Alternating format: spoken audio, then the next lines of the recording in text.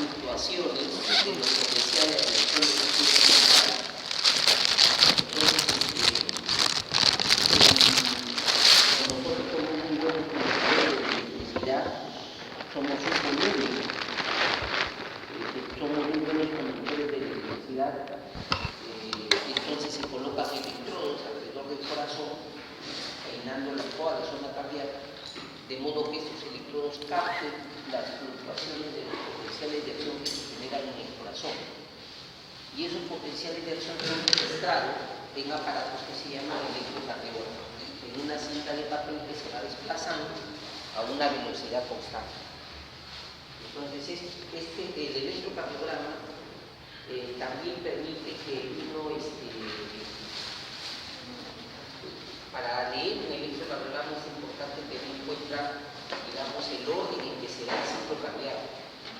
Además de que nos permite ver las fluctuaciones, digamos, de las despolarizaciones de cada una de las partes del corazón, también permite ver cómo va el ciclo cardíaco.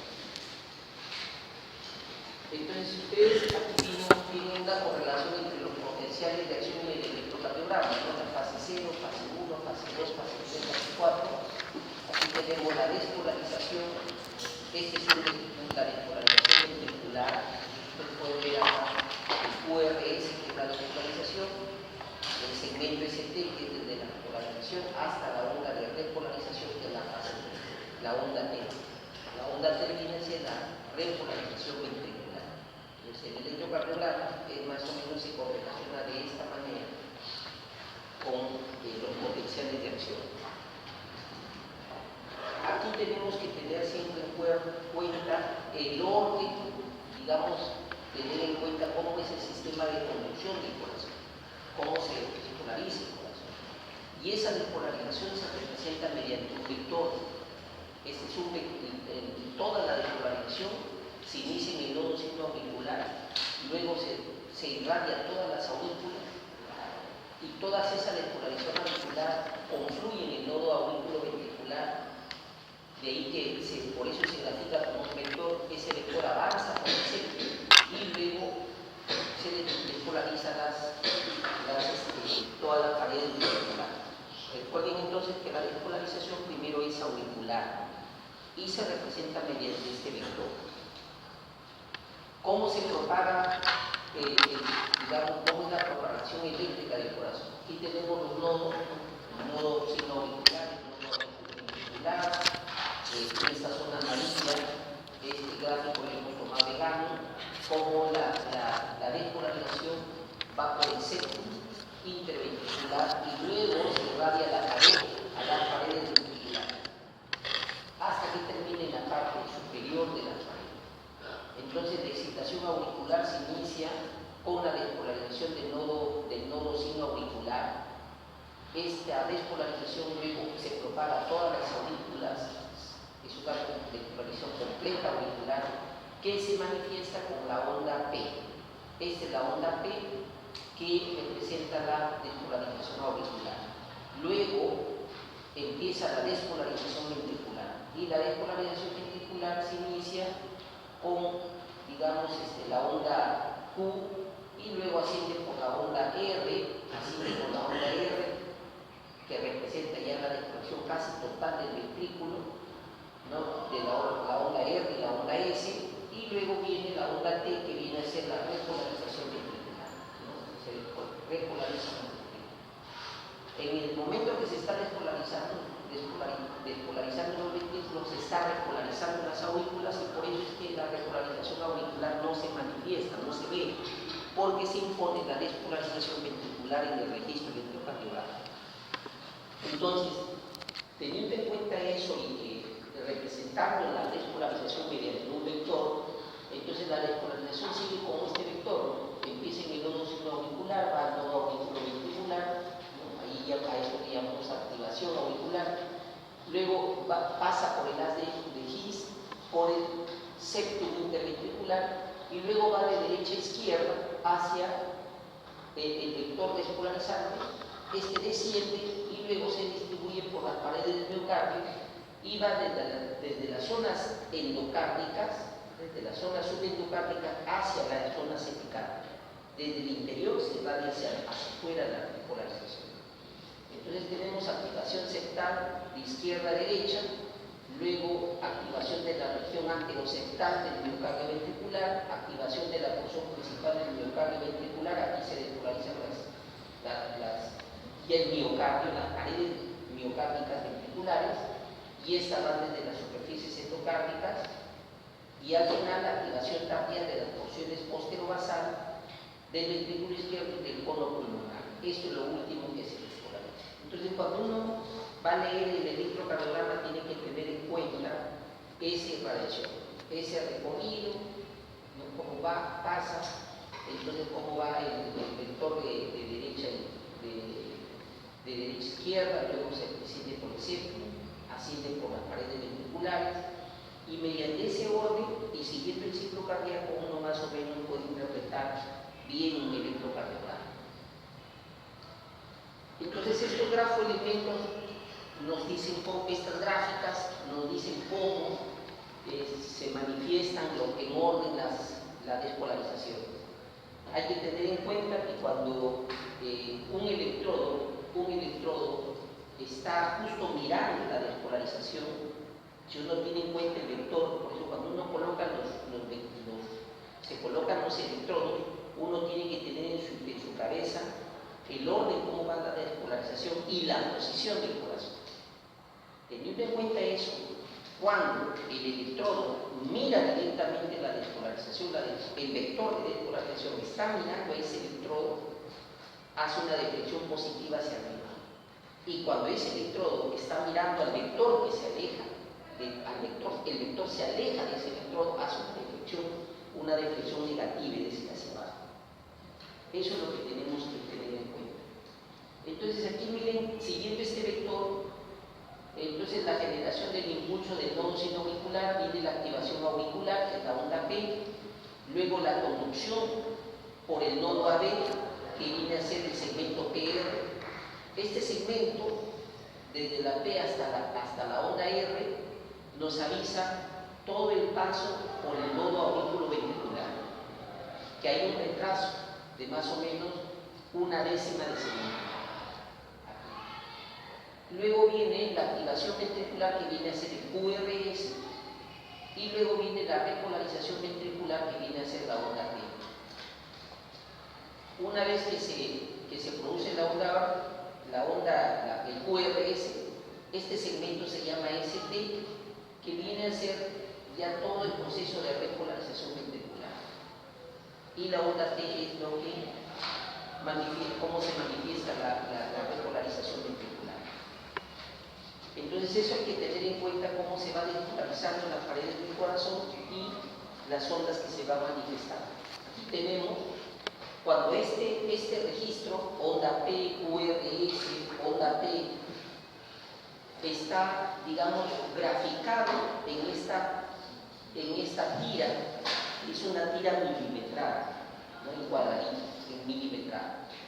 Entonces aquí tienen que valorar, uno tiene que ya memorizar, aprender estos grafoelementos.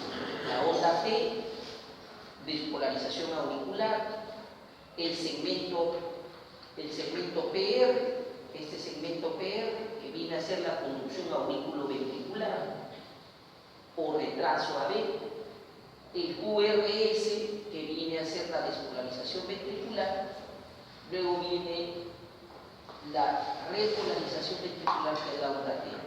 Y a veces se ve una pequeña onda U, que es una onda U que no siempre se observa y que representa al miocardio que se está despolarizando al final.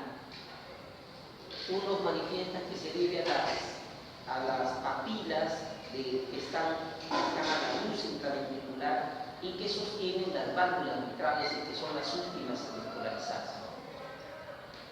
Entonces eso hay que tener en cuenta que este papel milimetrado, como vamos a ver más adelante, está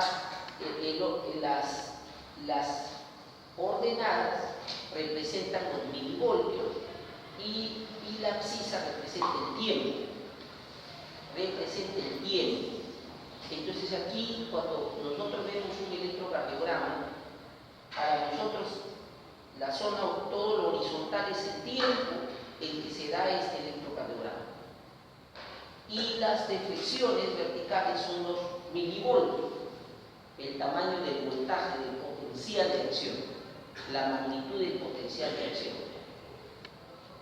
Entonces, cuando vemos en forma vertical, estamos midiendo la magnitud del potencial, la magnitud de la despolarización ventricular, la magnitud de la despolarización auricular, la magnitud de la despolarización ventricular. Y en el tiempo vemos cuánto se tarda cada uno de esos pasos. ¿Cuánto se tarda? ¿Cuánto demoró la despolarización auricular? ¿Cuánto demoró la despolarización ventricular? ¿Cuánto demoró la repolarización ventricular?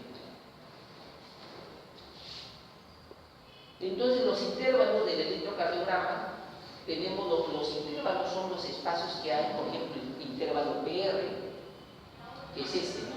PR, desde la P hasta la onda R. Aquí tenemos el intervalo PR, ¿no? Aquí tenemos el intervalo QT, miren, el segmento ST, la duración del QRS es este. Aquí tenemos. Entonces, estos segmentos, que son el tiempo que se tarda cada despolarización, es importante aprenderlo. Entonces, aquí tenemos, por ejemplo, el intervalo PR, el promedio de duración es de 0,18 milisegundos. Su rango va de 0,12 a 0,2 milisegundos. Ese es el rango. Menos de 0,12 decimos que es un intervalo PR corto, y más de 0,20 estamos diciendo que el PR es muy largo. ¿Qué evento ocurre aquí durante este intervalo? Despolarización auricular y conducción a través del nodo A. La onda P más el segmento PR, todo este intervalo PR, despolarización auricular y la conducción a través del nodo AB. La duración del QRS promedio debe ser 0,08 segundos, o sea, 8 milésimas de segundo, hasta una décima de segundo. Hasta máximo una décima de segundo debe durar la despolarización ventricular. Esta duración del QRS, despolarización ventricular y repolarización auricular. Se supone que acá está la despolarización auricular en este tiempo también, ¿no? Pero que no se ve. El intervalo QT,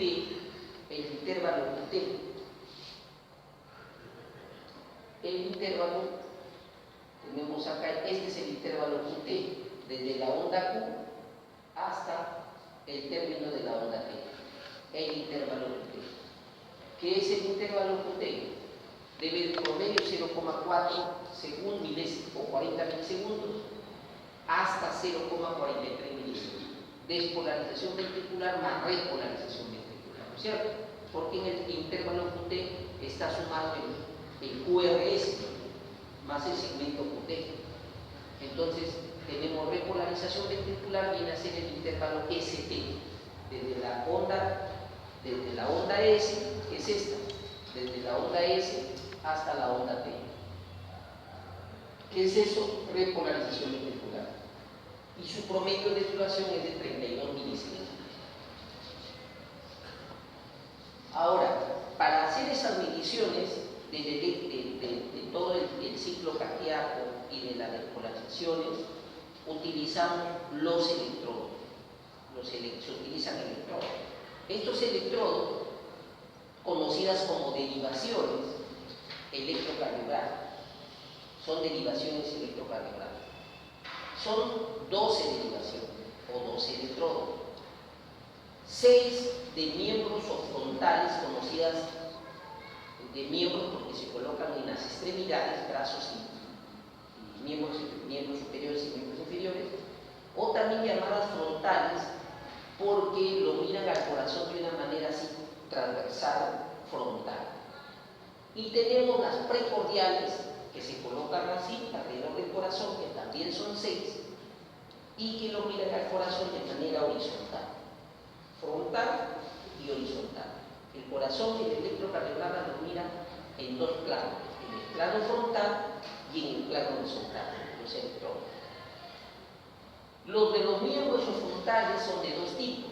bipolares o bipolares. Bipolares, ¿por qué? Porque las bipolares son aquellos electrodos donde los dos electrodos son activos. Los dos electrodos son activos y se conectan a una terminal que es el aparato electrocardiográfico que hace como cero, como indiferente. Mientras que las unipolares son aquellas donde el electrodo es el único electrodo activo y ese electrodo activo se conecta directamente a una terminal. Mientras que en las bipolares los dos son activos. Y cada uno de ellos mira cuando uno se hace positivo y el otro se hace negativo. Cuando uno es negativo, el otro es positivo, así. Entonces, y las precordiales horizontales, todas son unipolares. En realidad solamente tenemos 3 bipolares y tenemos 9 unipolares. 9 unipolares. Estos son los planos electrocardiográficos, el plano A o plano frontal y el plano B, el plano horizontal. Es decir, van a ver electrodos que hacen como que si este es mi cuerpo, el plano frontal es este y el plano horizontal es este.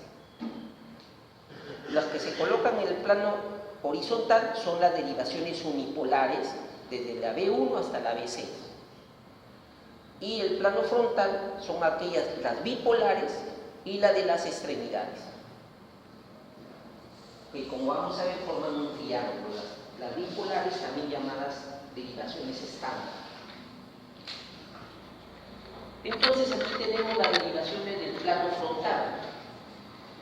Las derivaciones del plano frontal son aquellas que dibujan un triángulo conocido como triángulo de Tobin, porque fue Tobin quien prácticamente estableció el electrocardiograma como un aparato digamos, de medición de los potenciales de acción del corazón, porque antes de Tobin, varios investigadores anteriores habían puesto electrodos y captaban en un galvanómetro, captaban las despolarizaciones cardíacas. Pero ya fue Tobin quien colocó los electrodos y pudo entender los registros electrocardiográficos, vio la onda P, le puso los nombres P, QRS, onda T. Es decir, él prácticamente inventó el electrocardiograma, por lo cual le dieron el premio Nobel de medicina. Entonces, en los planos frontales, en ese plano frontal tenemos las derivaciones que se colocan en las extremidades. Tenemos la derivación ABR, brazo derecho, ABL, brazo izquierdo, y ABF, pierna izquierda o pie izquierdo. Y tenemos las derivaciones D1, la D2 y la D3. Así. Vamos a verlo más adelante cómo se ve mejor. Aquí tenemos las derivaciones precordiales plano frontal, más o menos es como si el tórax fuese un tonel, ¿no? Y en ese tonel ponemos derivaciones B1, B2, B3, B4, B5, B6, así. Y esos electrodos están mirando al corazón de manera así, horizontal. Así. Entonces las despolarizaciones que nacen del corazón nos ven así.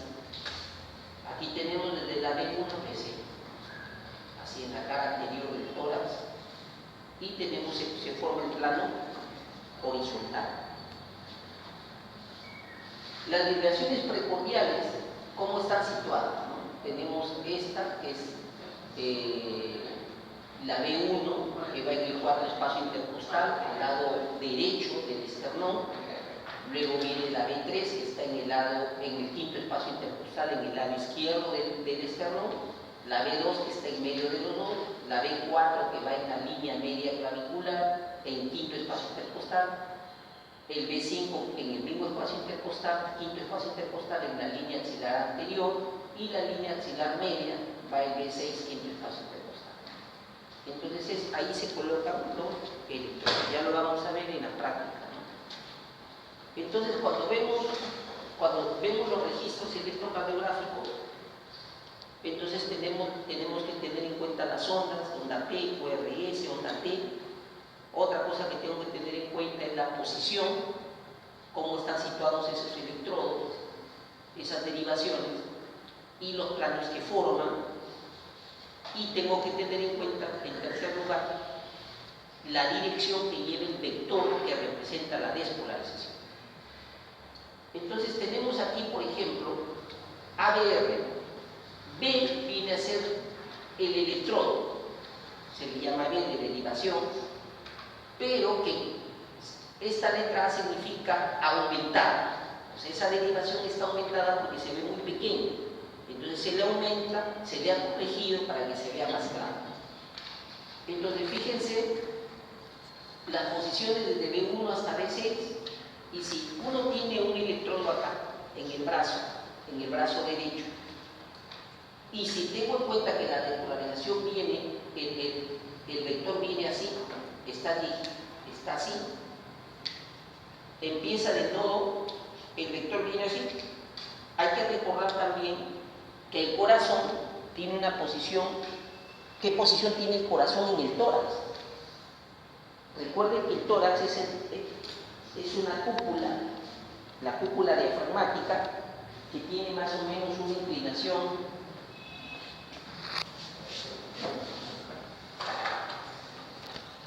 el tórax,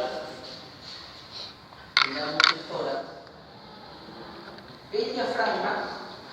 el diafragma, si lo vemos así en un plano vertical, el diafragma tiene esta posición, así.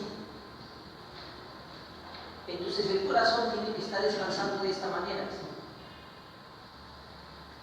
Ahí está el corazón, así. ¿Y qué forma tendría si esta es una cúpula? El corazón tiene las aurículas en la parte posterior, hacia atrás, así, hacia atrás, y las puntas hacia adelante. La punta son los dos ventrículos, acá hay una aurícula, otra aurícula y los dos ventrículos. Entonces los dos ventrículos, como está mi mano así, el corazón está en esta posición. Si mi palma vienen a ser las aurículas y mis dedos son los ventrículos. Entonces si yo me pongo así, el corazón está así, así. Las aurículas hacia atrás, los ventrículos hacia adelante. La punta del ventrículo en el quinto espacio intercostal, así. Inclinado de atrás hacia adelante y de derecha a izquierda.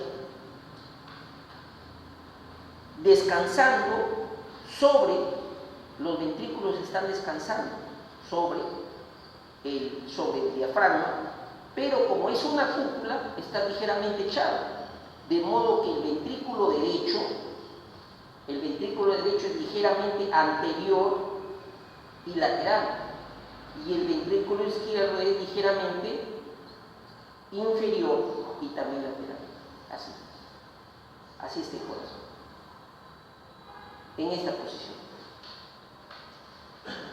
Teniendo en cuenta eso, si yo pongo un electrodo aquí en mi brazo derecho y la despolarización se inicia desde aquí hacia adelante, el vector está así, el electrodo está acá, y cuando inicia la despolarización, la punta del electrodo, la punta del vector, ¿está mirando al electrodo o está alejándose del electrodo? ¿Cómo se verán las deflexiones? ¿Positivas o negativas? Negativas. Por eso en el ATR todas las deflexiones son negativas. Todas las deflexiones son negativas porque el vector se aleja de esa derivación. Se está alejando. La despolarización auricular, el vector está mirando la despolarización auricular, pero que se aleja el vector. ¿Cómo se verá esa despolarización? En ABF, que está abajo. ¿Cómo se va a ver en ABF? ABF se va a ver primero con una deflexión positiva. ¿Por qué? Porque se pasa hacia el lado derecho, hace una pequeña onda R, y luego cuando asciende, desciende el vector por el septum, entonces hace una onda R positiva, pero luego se aleja despolarizando los ventrículos. Y al alejarse, hace una deflexión negativa hacia abajo, que es una onda S profunda. Entonces aquí tenemos una pequeña onda R, que es positiva que nos indica la despolarización del septum ventricular, y una onda S profunda, que nos avisa de la despolarización ventricular, pero que se aleja del ADF. ¿Qué pasaría con B1? B1 está acá, B1, B2. B1, B2 es más o menos casi son bifásicas, ondas positivas y negativas, porque por un lado miran al electrodo que se despolariza y luego ven a la onda de despolarización que se aleja en B1, B2. En B5, B6 sí se ve despolarización en la punta, ¿no? El vector, toda la despolarización está apuntada hacia B1, hacia B5, B6, que es la punta del corazón, de los ventrículos. Por eso tenemos grandes deflexiones positivas hacia arriba. B5, B6. Casi no hay ondas negativas, porque toda la despolarización está dirigida hacia esos vectores B5, hacia esas derivaciones B5 y B6. Entonces el vector está mirando acá, hacia B5, B6. Más o menos ese es el orden de cómo uno tiene que mirar el electrocardiograma, cómo ver las deflexiones, cuándo es positiva, cuándo es negativa, por qué debe ser positivo o negativo. Lógicamente que eso tiene mucho que ver con la posición del corazón.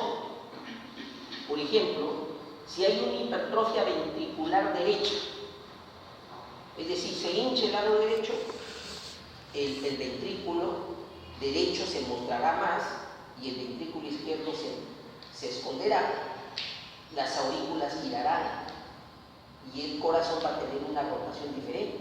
Si se hipertrofia el ventrículo izquierdo, se rotará de otra manera. De ahí que tenemos que también con el electrocardiograma también se calcula el eje cardíaco, el eje del corazón. Entonces todas estas deflexiones tienen que ver también con la patología. Uno tiene que tener en su cabeza la posición del corazón, cómo viaja la despolarización y la posición de los electrodos. El papel del electrocardiograma es un papel, como le dije, milimetrado. La vertical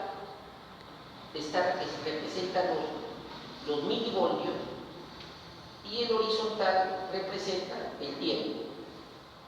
1 milímetro, un cuadradito pequeño, está formado por unos cuadrados grandes, que son estos cuadrados, este cuadrado grande, que representa 2 o 20 milisegundos o 0,2 segundos.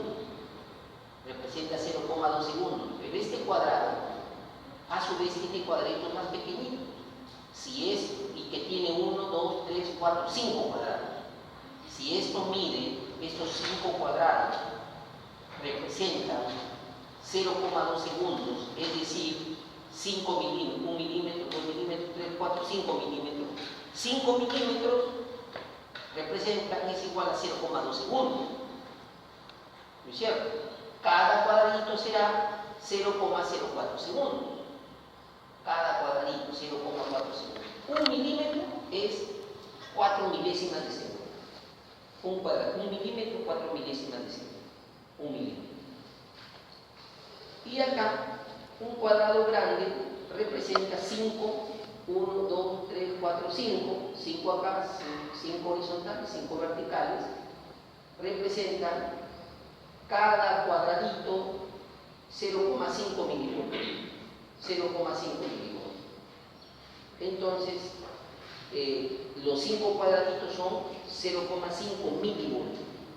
Aquí lo tienen, ¿no? Este es el cuadrado, miren los cuadrados grandes, ¿no? Que representa 0,2 segundos. Este es una décima de milivoltio, 5 cuadrados es 0,5 milivoltios. Y un cuadradito es 0,4 milisegundos. 2 cuadrados es 1 milivoltio. 1 milivoltio. 0,5 más 0,5, 1 milivoltio. Eso hay que verlo en el papel del electrocardiograma. Entonces aquí tenemos, miren cómo se ve, este es el cuadrado que les dije grandecito, de 5 cuadraditos, chiquititos, cada cuadrito chiquitito es 0,04 segundos y todo es 0,2 segundos. 2 cuadrados son 10 milímetros, 1 milivoltio. Un cuadradito es 0,05. ¿Cierto? Así. 5 milímetros, o sea, este 0,5 milivoltios. Este cuadrado significa 0,2 segundos, este cuadrado. 0,2 segundos. ¿Ya? Y de este cuadradito, el más chiquitito, es 1 milímetro, 0,1 milivoltio, sería este. Un cuadradito chiquito es 0,1 milivoltio y representa el tiempo horizontal 0,04 segundos o 4 milésimas de segundo. Bien, ¿cómo leemos el electrocardiograma? Aquí lo que vamos a hacer es que ustedes lean lo básico de un electrocardiograma, porque cuando sean radiólogos ya van a hacer diagnóstico de patología, pero un médico general tiene que mirar un electrocardiograma y por lo menos ver y saber leer este órgano, calcular la frecuencia cardíaca, ver si el ritmo cardíaco es adecuado, cálculo del intervalo PR, del intervalo QT, el eje eléctrico, y si hay alteraciones del segmento ST, otras alteraciones electrocardiográficas. Eso un médico general por lo menos tiene que saber. Por lo menos decir, oye, tiene su ST largo, no está bien, su frecuencia cardíaca está taquicardia, está bradicardia. Mirando el electrocardiograma yo puedo saber si hay una frecuencia taquicárdico, bradicárdico, si está rítmico o rítmico. Eso tengo que saberlo. Entonces yo miro el electrocardiograma y puedo decirle o pedir interconsulta a cardiología para que venga y vea este electrocardiograma y vea por qué el paciente está así. Pero todo médico tiene que saber pues, leer un electrocardiograma, leer ese electrocardiograma, aunque no haga diagnóstico, pero detectar eso. ¿Cómo se calcula la frecuencia cardíaca con el electrocardiograma?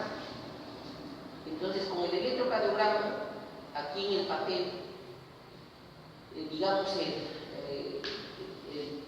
el orden que se sigue para calcular la frecuencia es, vemos dos ondas R, el espacio, y contamos los cuadrados que hay entre dos ondas R. Y se buscan las ondas R que justo caigan o coincidan con estas líneas gruesas que separan un cuadrado a otro cuadrado. Y mido cuántos cuadrados hay. En este caso acá hay 1, 2, 3, 4 cuadrados. Pero para saber eso, para poder calcular la frecuencia, tengo que saber este dato. Que en un electrocardiograma normal, por cada segundo, hay 5 cuadrados grandes. Y en un minuto hay 300 cuadrados grandes, ¿no es cierto? Cada segundo hay 5 cuadrados grandes. Un segundo. Si sabemos que 0,2 segundos es un cuadradito, ¿no? Un cuadrado grande que tiene 5 es un segundo. Si hemos dicho que 0,2 segundos es un cuadradito, que un cuadrado grande va a ser, o sea, 5 cuadrados van a ser un segundo. Si 5 cuadrados de 0,2 es un segundo, ¿cuánto es un minuto? ¿Cuántos cuadrados tiene un minuto? 300. Si son 60 segundos es un minuto, 60 por 5.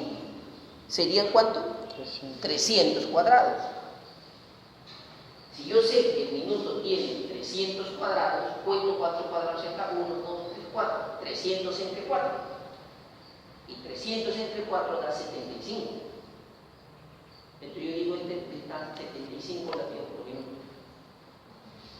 Si yo cuento acá 1, 2, 3, 4, 5, 6 cuadrados, ¿qué tengo que hacer? Dividir 300, 6.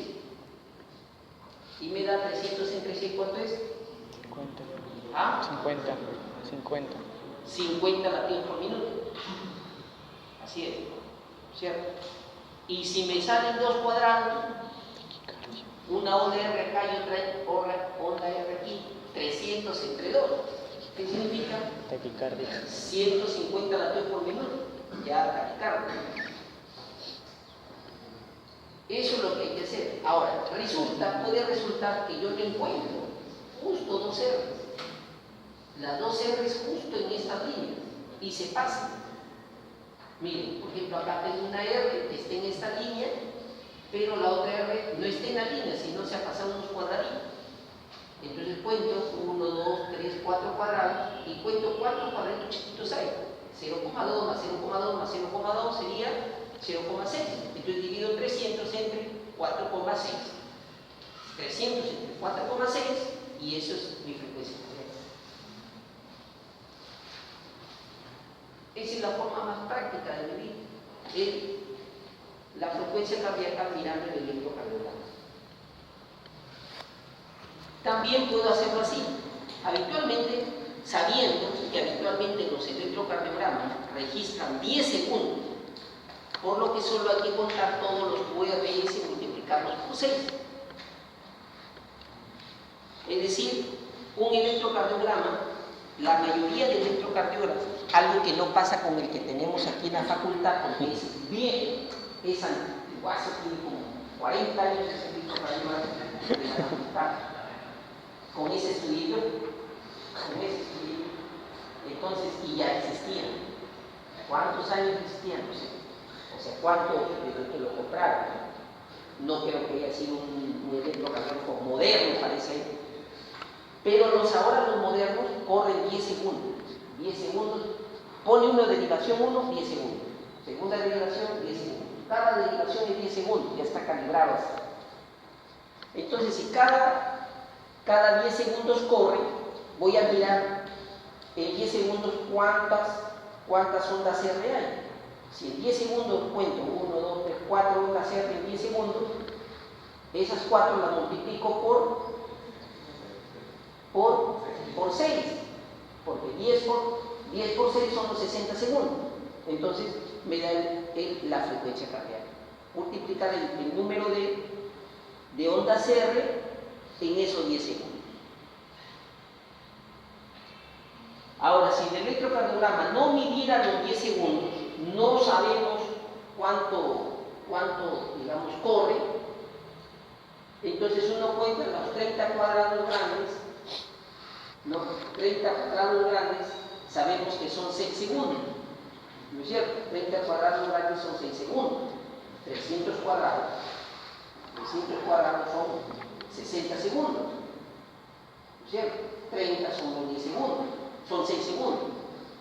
Entonces, se cuentan los 30 cuadrados que son 6 segundos y se multiplican el número de QRS por 10. El 30 cuadrados, ¿cuánto sale? Son 6 segundos y multiplico por 10. 6 por 10 es 60. Entonces da lo mismo y me da la frecuencia cardíaca aproximadamente. Esa es otra forma de pensar, ¿no? Cuento en 30 cuadrados cuántos QRS hay, ¿no? Cuántos hay en 30 cuadrados que son 6 segundos y lo multiplico por 10, que es el minuto, y me salen los latidos por minuto, la frecuencia cardíaca. Esa es la forma entonces de calcular la frecuencia cardíaca. Ahora recordar que cuando la frecuencia es menor de 60 latidos por minuto, estamos hablando de bradicardia. Menor de 60, bradicardia. Mayor de 100, bradicardia. Perdón, taquicardia. Taquicardia es mayor de 100.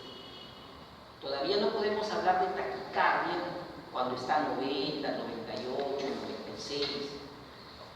Pero ya taquicardia, así llamada taquicardia, clínicamente decimos más de 100 en un electrocardiograma. Entonces, si nos sale más de 100, lo que hemos contado sale más de 100, taquicardia. Si sale menos de 60, bradicardia.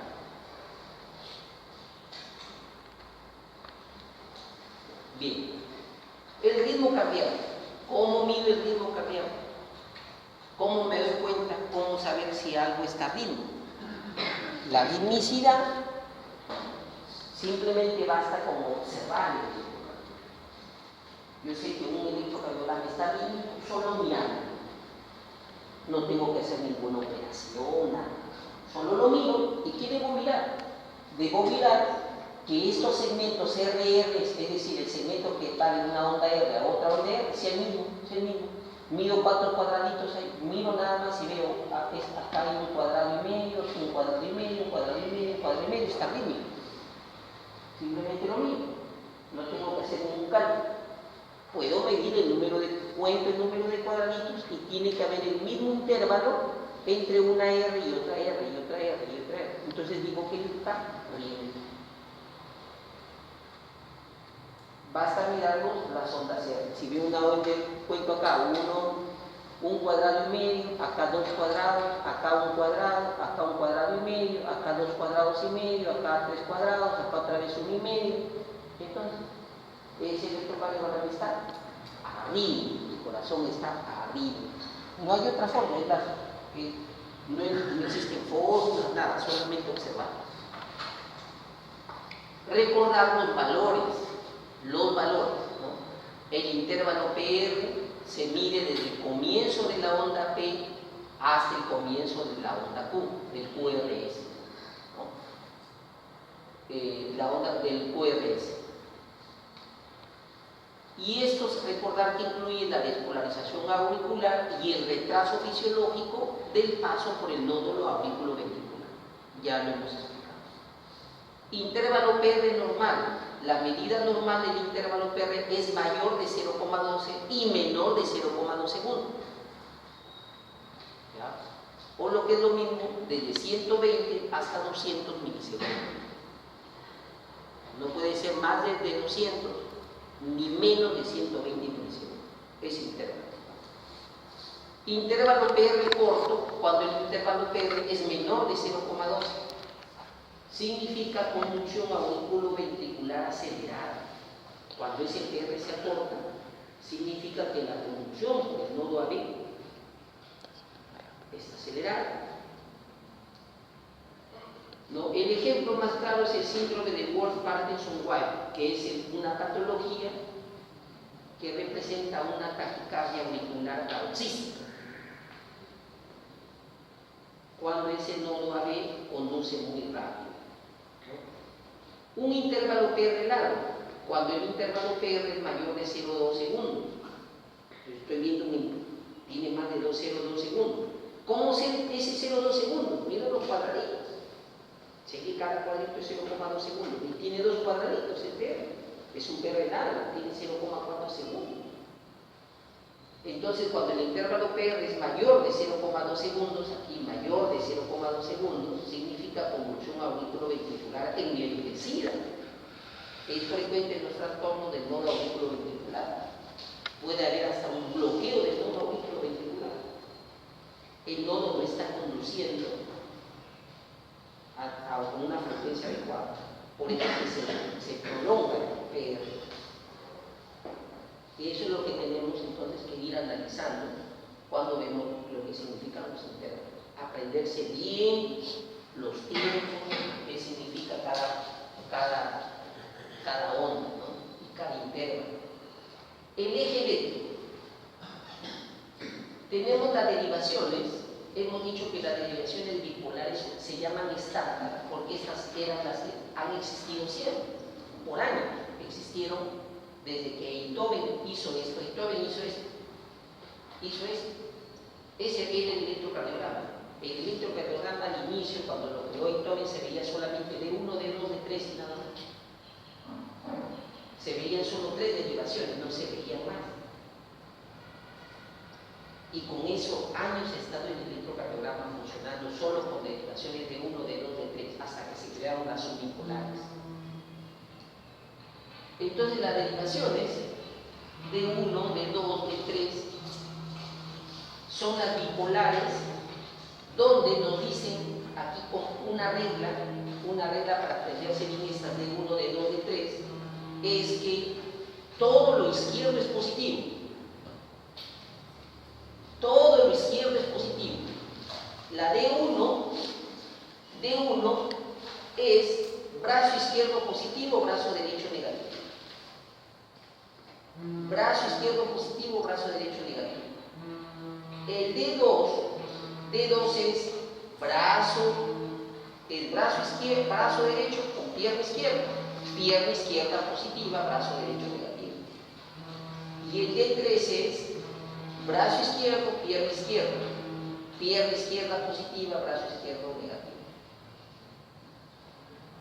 D1, D2, D3. Ahora, ¿cómo se calcula este triángulo de Itoben? No necesariamente yo tengo que dibujar el triángulo de Itoben. Itoben dice que la suma de las, si digamos en un túnel, en un cuerpo volumétrico, conductor de corriente, dibujamos un triángulo equilátero y en el centro tenemos una fuente de corriente, la suma de los potenciales de los tres ángulos es cero, dice Itoben. Pero como nosotros somos todo un túnel conductor de electricidad, no importa si este triángulo cae acá abajo o acá arriba, lo importante es que se forme un triángulo. Y esa conducción eléctrica, como se conduce uniformemente, siempre va a ser captada como si estuviese el corazón en el centro, porque es un conductor volumétrico. Entonces, Itoben ahora se utiliza este triángulo para calcular el eje del corazón. Se traza, justo por el centro, como ustedes ven aquí, se trazan perpendiculares justo en el centro de cada lado del triángulo, se trazan perpendiculares y se asume que aquí está el corazón. Este es el centro del triángulo. Ahí está el corazón. Entonces, nos vamos a D1, a la derivación de 1, que significa que es positivo el brazo izquierdo mientras el derecho es negativo. Y se mide la deflexión más alta, positiva, y se le resta la deflexión más baja, negativa. Por ejemplo, aquí en este D1 tenemos una deflexión positiva en milímetros de 5 milímetros. Ha hecho una onda R de 5 milímetros y no encontramos ninguna onda S ni ninguna onda Q negativa. Entonces, 5 menos 0 es 5 milímetros. Y se traza desde el centro los 5 milímetros. Esta distancia, 5 milímetros. Y se mide con una regla 5 milímetros. Así. Lo mismo hacemos en D2. En D2 vemos la deflexión. Miren, tenemos una deflexión positiva grande y una pequeña onda Q.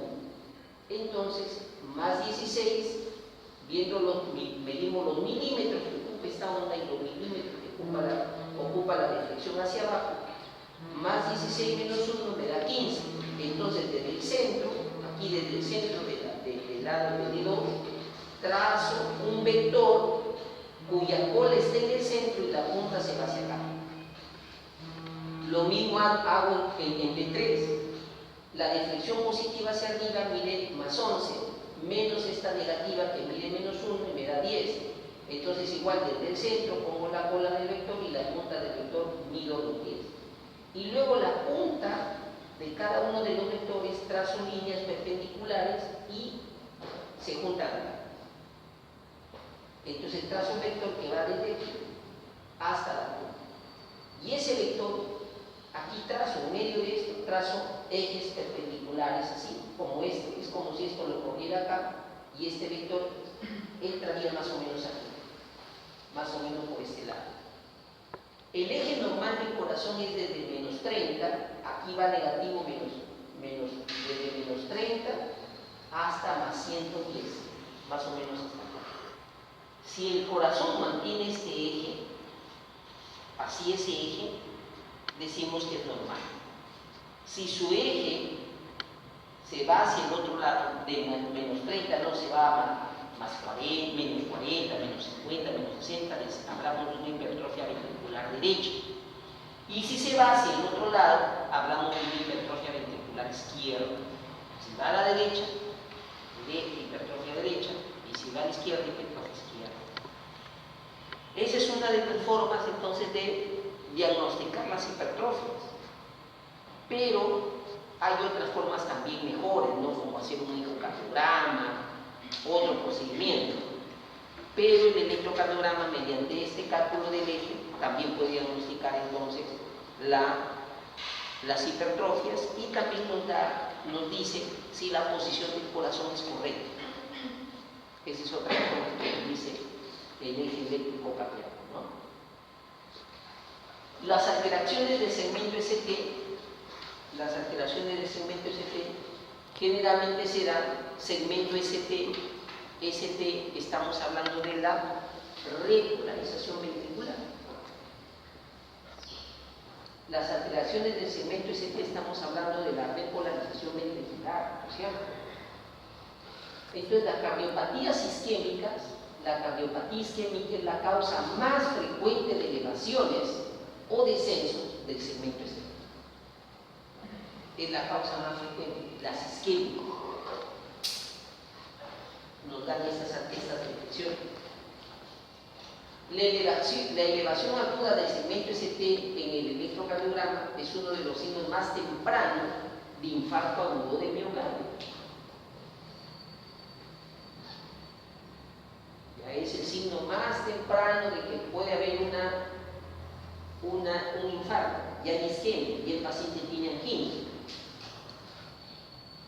¿no? Entonces, y generalmente, pues usted sabe que una angina se relaciona con una oclusión coronaria. Para realizar el diagnóstico del infarto de miocardio, entonces, con la elevación del ST, no puede ser que yo vea una elevación del ST en un solo, por ejemplo, en B1, B2, donde lo vea en una sola derivación. Esa elevación ST tiene que observarse también en la siguiente derivación. Tienen que ser continuos. No puede ser que la vea en esa derivación y luego ya no la vea. Entonces, si veo una elevación ST en D1, debo verlo en D2. Si veo una elevación ST en B1, debo verlo en B2. Así. Si lo veo en B5, debo verlo en B6. ¿Estamos? Esa es una característica que hay que cumplir para decir, oye, sí, hay una isquemia. Entonces, miren acá cómo se ve, ¿no? Viene la onda P, la onda Q, la onda R, y en vez de bajar la R para formar su segmento ST y la onda T, miren cómo se elevó. Y aquí también la onda S profunda, donde algunos dicen por eso la onda S profunda, infarto de miocardio.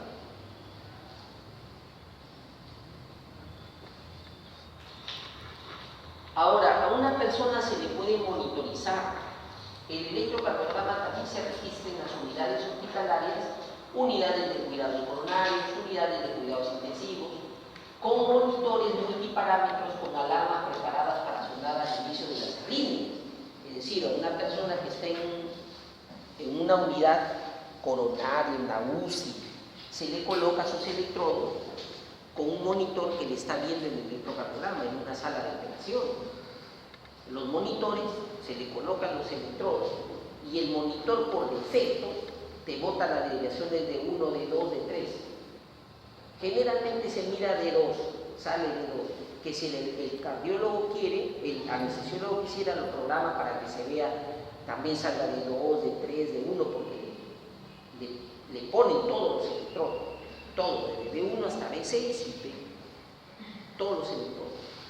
Entonces el anestesiólogo está mirando el electrodo, está mirando su corrido electrocardiográfico, está mirando en su monitor cómo sale el electrocardiograma y está mirando si hay arritmia, ¿no?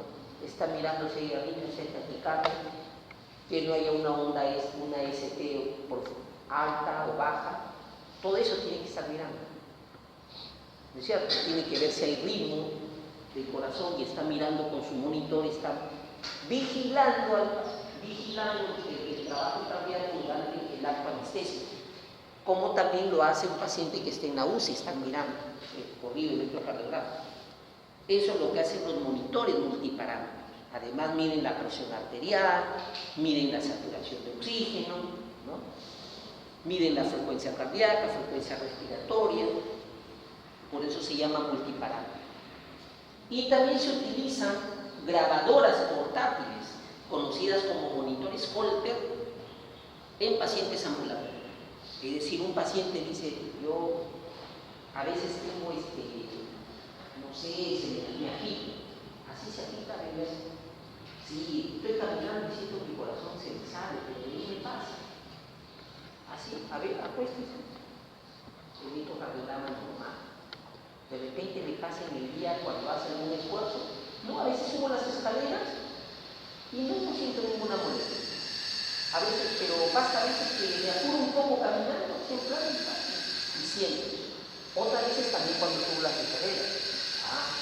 De repente tiene un foco ectópico, un nodo auricular ectópico congénito, no pueden hacer con células miocárdicas, así como están en el nodo, pueden uno nacer con un foco ectópico o un nodo aberrante por ahí que también dispara estímulos y provoca estrasismo, que también dispara, que no se manifiesta frecuentemente. ¿Por qué? Porque el marcapaso está que lo manda siempre. Pero a veces entra ese estímulo, ese nodo aberrante y provoca una alteración del ritmo y la persona lo siente como que ay, me agité. Entonces, para saber eso, le ponen un monitor que lo colocan acá en su pantalón con su electrodo y la persona está caminando. Y ese monitor está que le registra ahí todo su corriente electrocardiográfica durante todo el día y se lo ponen ahí durante toda la semana. A la semana va el cardiólogo descarga todo y comienza a mirar del día tal. Mire, sí, lo que ha hecho la rima a las 5 de la tarde, ¿no? Sí, se dio una aplicación a las 5 de la tarde. Sí, acá hay una rima. Y está posicionado en tal lado, y le dice, entonces, este es de la cara ventricular derecha, en la aurícula izquierda, y le hace el diagnóstico. Si es un poco topo, y usted tiene un bloqueo de raja derecha. Ese es el monitor Holter para pacientes ambulatorios. Entonces el cardiólogo le puede mirar todo su corrido electrocardiográfico durante toda la semana. Entonces las arritmias cardíacas, existen varias arritmias cardíacas, ahí van a ver en el gancho, pueden mirar ahí las arritmias, que es lo que les estoy mostrando. Por ejemplo, existen arritmias, bloqueos cardíacos, no un bloqueo cardíaco de primer grado es cuando tenemos un PR largo, ¿no? Un PR largo. Nosotros sabemos que lo normal es entre 0,12 a 0,20. Por ejemplo, lo normal es estar en 0,16 su PR normal. Pero un PR largo, un bloqueo cardíaco primer grado para un PR largo. Viene la onda P, un segmento PR largo y recién viene el QRS. Aquí tenemos un bloqueo cardíaco de segundo grado. Miren, una onda P, no hay QRS, otra onda P, y recién viene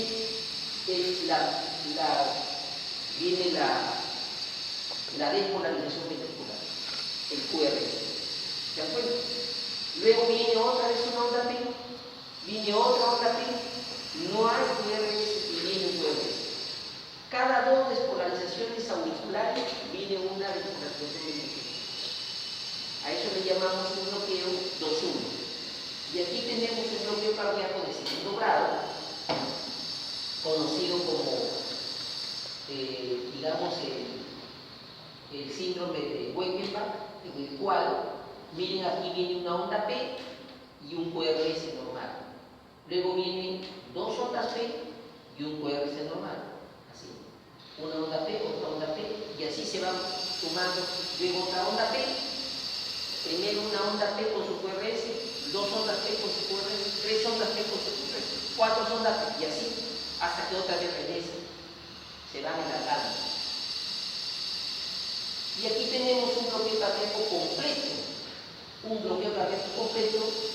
con una frecuencia auricular de 107 y una frecuencia ventricular de 40. Eso se llama un flúter auricular, ¿no? Miren, la frecuencia auricular tiene un orden. Miren, alguna onda P, otra onda P, y aquí viene un QRS, otra onda P, un QRS. Todo un desorden.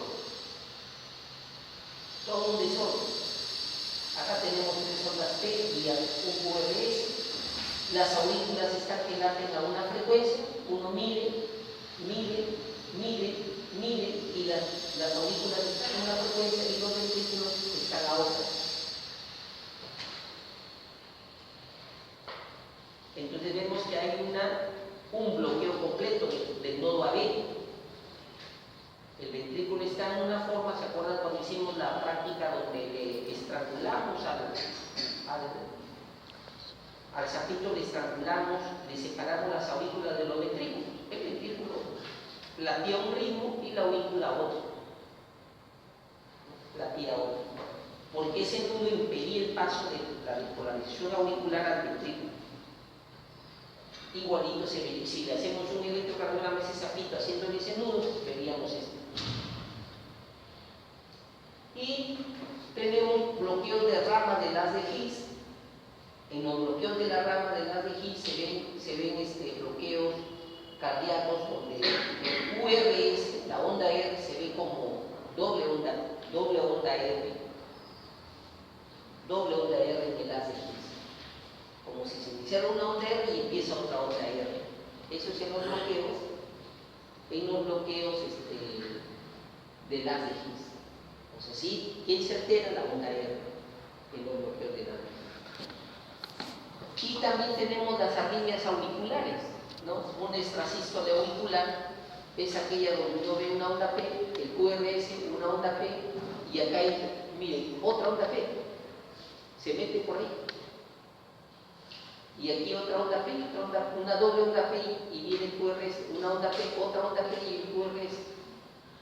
¿Por qué? Pero eso se repite a veces regularmente, las extrasístoles. Se repiten regularmente, una o dos antes de un QRS, es decir, se despolariza la aurícula y eso generalmente se debe a un foco ectópico que vuelve a despolarizar a la aurícula. Dispara una despolarización por otro lado y se encuentra la de la aurícula derecha con la de la izquierda y se ven como dos ondas P. Entonces ahí vemos una onda P aquí y entra otra onda P. Porque no es una sola, la del nodo auricular es la única que despolariza, sino por otro lado, otro nodo dispara también y despolariza otra cosa, otra zona de la aurícula. Y se generan dos ondas P, una más grande y otra más chica. Aquí tenemos una taquicardia auricular, ¿no? Una taquicardia auricular, mide las ondas P. El flúter auricular, este flúter auricular donde vemos pues las ondas P, no entra el QRS, miren, ondas P, y acá hay otro QRS que casi está enmascarado por las despolarizaciones auriculares muy seguidas. Tan seguidas las despolarizaciones que los ventrículos no se contraen adecuadamente. Los ventrículos con el llenado ventricular, como se contrae tan rápido la aurícula, tampoco permite un buen llenado. Recuerden que las taquicardias, el gran problema de las taquicardias es que no permiten un buen llenado diastólico. Y como no hay un buen llenado diastólico, el ventrículo recibe muy poco volumen y su contracción es más débil. Y tenemos QRS pequeño. No el QRS grande que debe ser cuando el corazón se contrae. Este es un flúter auricular. Y acá tenemos la fibrilación auricular. Una fibrilación auricular. Las aurículas laten con mucha rapidez, a veces 300 a 500 por minuto, en forma desorganizada. Esa es una fibrilación auricular, que es peligrosísima. Lleva un paro cardíaco,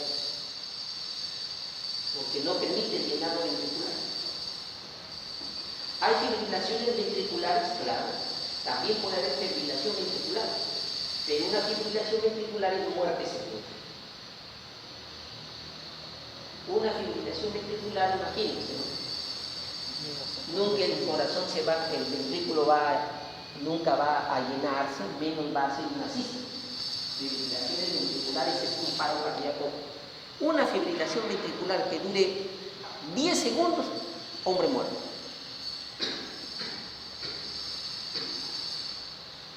Las fibrilaciones auriculares sí se pueden tratar, porque todavía el ventrículo se contrae por su lado y va haciendo su sístole y va todavía expulsando sangre.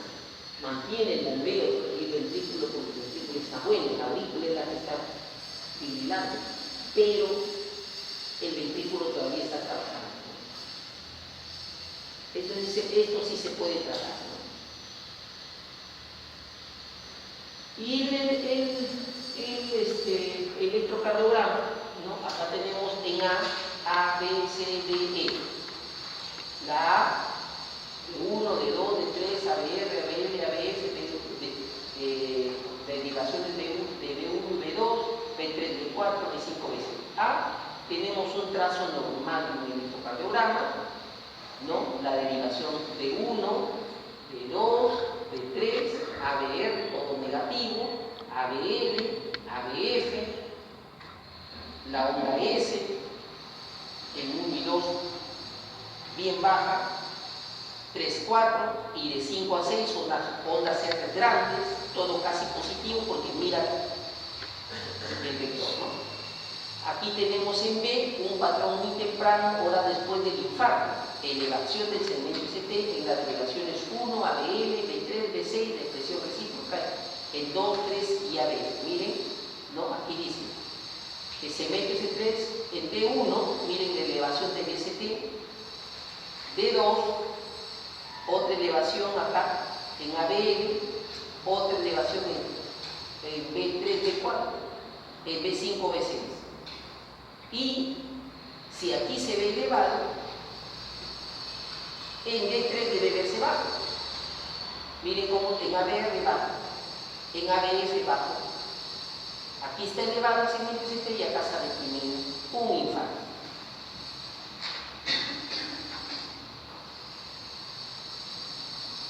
Así tenemos el patrón C, donde tenemos un patrón más tardío, muchas horas, unos cuantos días ya, aparecen ondas Q en las derivaciones 1, ABL, B5, B6. Hay complejos QS, miren, en C, miren, estas ondas ya más tardías, estas ondas Q, esta onda Q, ya no se ve RS, la onda Q es profunda, ¿no? Entonces en estas ondas Q profundas ya estamos hablando de un infarto ya antiguo, ya tiene varios días. Y así podemos observar los diferentes tipos de infartos que se presentan en las personas generalmente después que se han recuperado de un infarto, están caminando, hacen su vida, pero tienen sus ondas en el electro, ya aparece su onda de necrosis, su tejido moral. Se recuperó del infarto, pero tiene un electrocardiograma patológico, así como vemos en C, en D y en E. Las hiperpotasiemias y las hipopotasiemias también se pueden ver en el electrocardiograma, hasta se diagnostican con el electrocardiograma. Entonces tenemos un electrocardiograma donde, por ejemplo, acá este es un trazo normal con potasio plasmático de 4 a 5,5 miliquivalencias por litro, intervalo R de 0,6, intervalo QRS de 0,06, intervalo QT de 0,4 segundos. Este es un evento normal. En hiperpotasemia, miren la onda T, una onda T picuda, hiperpotasemia, potasio plasmático más o menos de 7 miliquivalencias por litro. Los intervalos PR y QRS se hallan en límites normales y se observan ondas T muy altas, delgadas y agudas. Hiperpotasemia, miren esta hiperpotasemia, con potasio plasmático de 8,5 miliquivalencias por litro.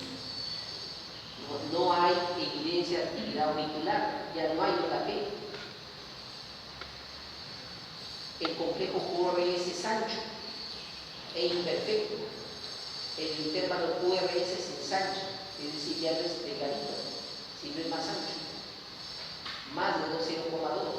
La onda T permanece alta y delgada. La elevación adicional del potasio plasmático podría causar taquicardia ventricular, fibrilación ventricular. Después de 8,5 puede venir fibrilación ventricular. y paro cardíaco. De ahí que no se permite son hiperpotasemias mayores de 0, ya mayores de 7. 7 para arriba ya es un riesgo alto. Potasio más de 7 va a llevar a fibrilación ventricular, paro cardíaco. Por eso es una emergencia de hiperpotasemia de 7 o más. Y debe ser tratada. Pues las hipopotasiemias, el potasio plasmático es más o menos 3,5 miliequivalentes por litro. El intervalo P es de 0,2 segundos y miren aquí como la onda T es deprimida. Cuando ya el potasio es menor, es de 2,5 menos, ya se ve una onda deprimida. La hipopotasemia. La hipopotasemia también puede producir un paro cardíaco. ¿Por qué? Porque el potasio es muy bajo para depolarizar. El calcio se impone y puede hacer un paro cardíaco, existe. Porque no hay potasio para depolarizarse, queda insisto. Y eso ocurre con potasios menores de 2,5. Y bueno, reanimación cardiopulmonar, el RCP, siempre aquí en los libros ponen ese dibujito donde ven a una persona haciendo esto, ¿no? Dando el masaje cardíaco. Esta es la posición correcta para mostrar la posición correcta y este es el lugar donde se da el masaje, en la región precordial. Y la idea es comprimir al corazón y soltarlo. Se le comprime y se suelta bruscamente para que el corazón haga esto. Se le aplasta el corazón así, se le aplasta y se suelta bruscamente. Entonces la caja torácica uno debe colocarse de modo que las dos manos estén ahí y todo el peso del tórax debe estar perpendicular así, al tronco, así. No así, sino uno tiene que ponerse ahí, así, con todo el peso del cuerpo y presionar y soltar. ¿Qué está mal ahí, en ese dibujito? ¿Qué está mal ahí? Siempre ponen ese dibujito para ver cómo se ve el masaje cardíaco, pero es un dibujito que enseña mal, porque, bueno, te enseña la posición, te enseña solo la posición para el masaje cardíaco, pero ¿qué le falta ahí a ese hombre? Hay que decir al paciente, ¿qué le falta ahí?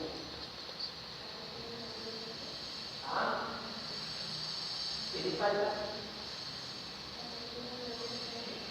Le falta la vía aérea. Aquí el paciente debería estar con un tubo endotraqueal, ya debería estar intubado, con un agudo oxigenándolo, ya dando masaje, y no le doy oxígeno, no le echo gasolina. Es como que le subo un carro que se quedó sin gasolina y mete el dedo y no tiene gasolina, y sigue ahí sin gasolina, pensando que va a entrar y se va a prender sin gasolina. ¿Cómo les puede estar dando masaje en una máquina que no tiene gasolina? ¿Cuál es la gasolina del corazón? El oxígeno. Primero es la vía aérea, primero es eso. Pienso que es un paro cardíaco, no me voy a dar masaje. No. ¿Qué tengo que hacer primero? Ponerle oxígeno. Vía aérea, un agudo, oxigenar, y de ahí masaje. Una vez que comencé a meter oxígeno, ya puede darle masaje, ya empieza el masaje. ¿Qué son las técnicas del RCP? Que de ahí cambio, que sí, que no, que antes era 5-1, 3-1, 4-2, que cada año lo cambio. Cada cierto tiempo cambia, que es mejor, que 3-4. Al final, lo importante es que uno no debe perder el orden que lo que mandan todos los protocolos. Primero es la vía aérea. Eso definitivamente no puede alterarse. Y que le des, ya, vamos, una soplada, 3 masajes. O 1, 2, 3 sopladas, un masaje. No, 5 sopladas. 1, 2, 3, 4, con el agudo, 1, 2, 3, 4, 5, darle su masaje. Ya ustedes ven el orden que dice el RCP actual, como sea. Pero tiene que estar con vía aérea. Primero es la vía aérea, si no, no sirve de nada estar dando masaje a un corazón que no recibe. Sí. El hombre se muere. ¿Qué está haciendo? Lo está terminando de matar. El dibujito ganan ahí. Muy bien, se acabó esta clase de